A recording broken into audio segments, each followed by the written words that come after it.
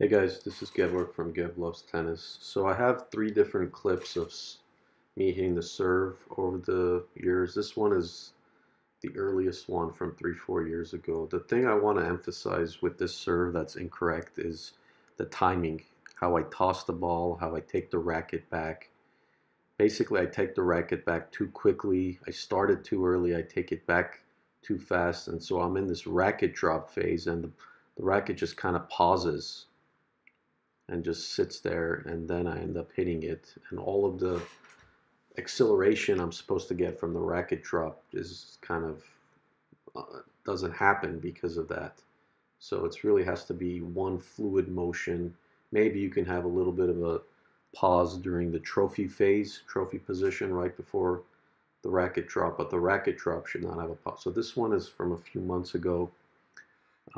So I want to kind of show the improvement on this. So again, toss the ball. The toss probably a little bit lower than the previous one, but the timing here is a lot better. You can see when I get into the racket drop, there's really no stop. But the problem is the racket drop is not very good. It's only like about halfway down my back. It's at a little bit of an angle. It should drop a lot more, almost to my lower back. So this one is from a few days ago.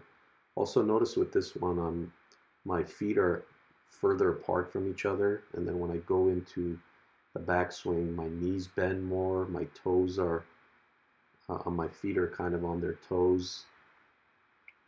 And then now if we look at the racket drop here, you see it's a lot more noticeable. It goes all the way down to my lower back. So that's not perfect. Obviously, there's still a lot of room for improvement, but it's better than what I've been done up to now. And there's different videos on YouTube on how you can improve this. One of the things that's helped me out, this is one of the advices my coach gave me, is really just pay attention to the flight of the tennis ball and let the flight of the tennis ball dictate how you move your arms backward and get into kind of the trophy phase and then the racket drop. So, roughly speaking, I would say you want to be in kind of the trophy phase and about ready to do the racket drop when the tennis ball is like at the highest point of its trajectory. So, just take your time. Don't move the racket too quickly. Um, don't start the backswing too quickly. Take your time and just track the tennis ball and get into that racket drop phase right as the tennis ball is at its top point and is starting to go down. That's when you want to get contact with the tennis ball. And then and then a few other things like I mentioned is, if you look at the first two swings, there's really basically no knee bend. But if you look at the last swing, there's a little bit more of a knee bend. My toes are on the ground, and the heel has gone up, and there's just more of an angle to my body. There's more of an arch, and that coiling of the body seems to help generate more power.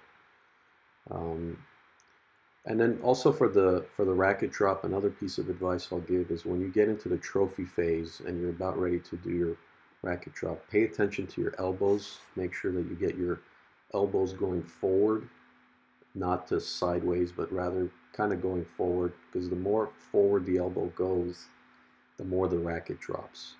So those are a few tips I have on the serve from my experience.